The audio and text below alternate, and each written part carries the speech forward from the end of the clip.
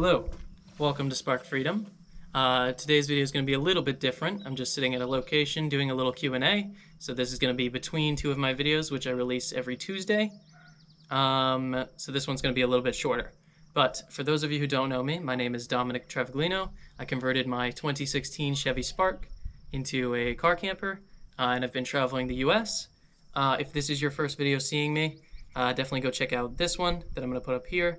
It'll give you a better understanding of who I am and what I do, and then come back to this after, because if I throw you into the middle of a Q&A, you're going to be a little bit confused and have to do a little game of catch-up. So again, just go check out the other video and then come back to this when you're done with that. Now, with that being said, two reasons why I'm doing a Q&A real quick.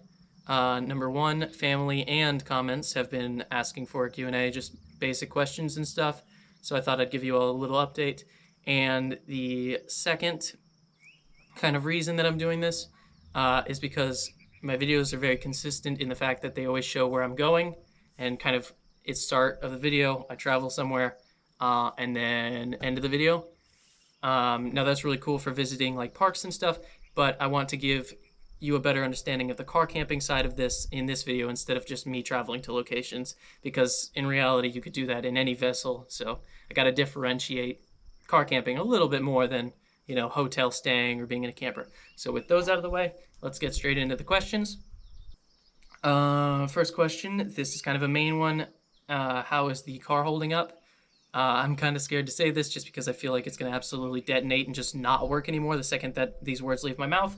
But the car is working beautifully. I have had one oil change done to it. Everything else was done before the trip.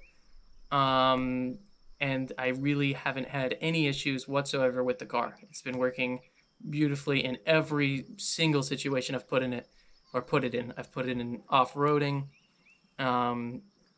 just, you know, highway use for hours on end, bottomed it out a million times over.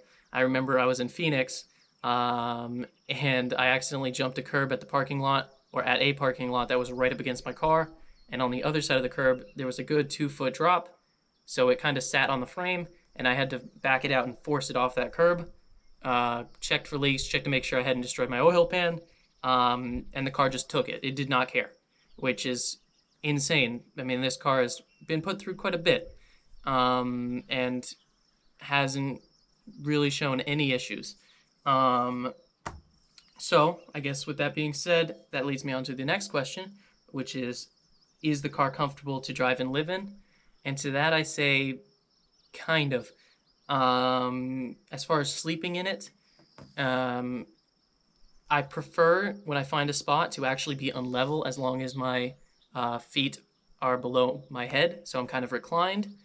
And that way it's just more comfortable. I prefer that actually over being completely level or being unlevel backwards. If I'm unlevel and my head is lower than my feet, I'm going to find a different spot because that's just not comfortable. But the main uncomfortability comes with I only have like 2-3 feet of horizontal space. So if I turn this way, I've got my face right up against a wall. And if I turn this way, my face is right up against my cooler and some stuff that I have sitting there. So it's not the most comfortable. It does the job, but again, it's not what this car is meant for. It is a compact car, and I've converted it into something that I don't think that the designers ever thought that it'd be used for. So, I mean, it does the job good enough. Now, if I had more space, obviously it'd be more comfortable, like an actual like truck camper and stuff, but I would be trading off the stealthiness of this vehicle, because nobody's going to think that if you're parked somewhere that somebody is sleeping in it. It's not going to be their first thought.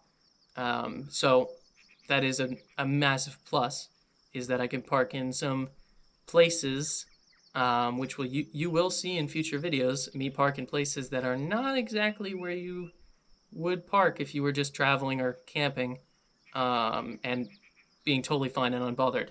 So with that, I'll move on to the next question, is how many miles have I added to the car? And I want to say about 7,500 miles, actually.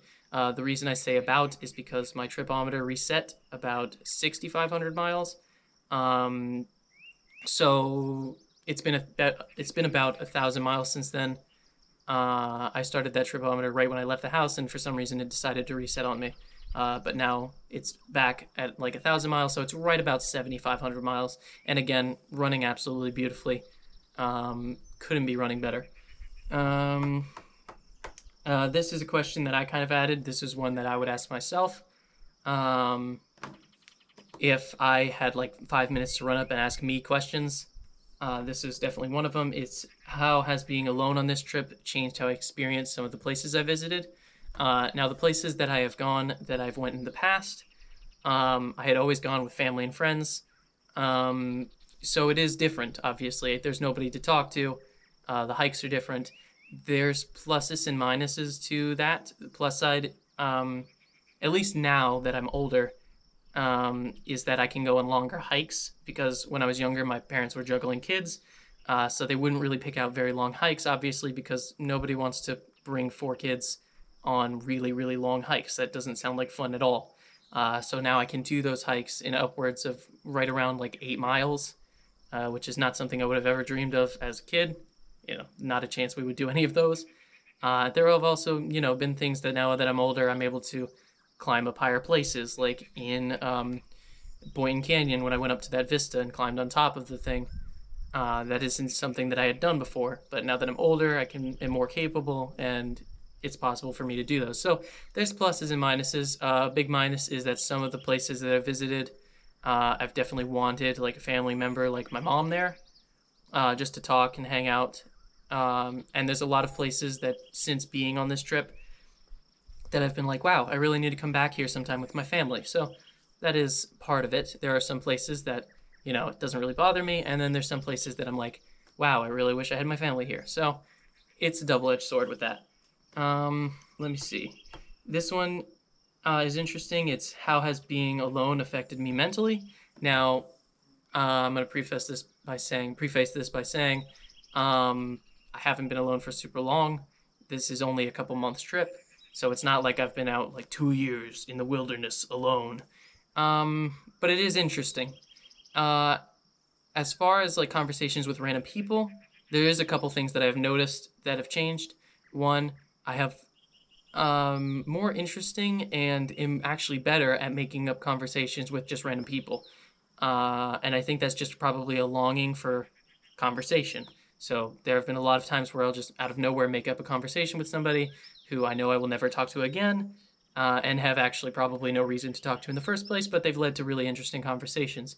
Now, another interesting point, being on the phone with family and friends has lasted a lot longer than those phone calls used to be,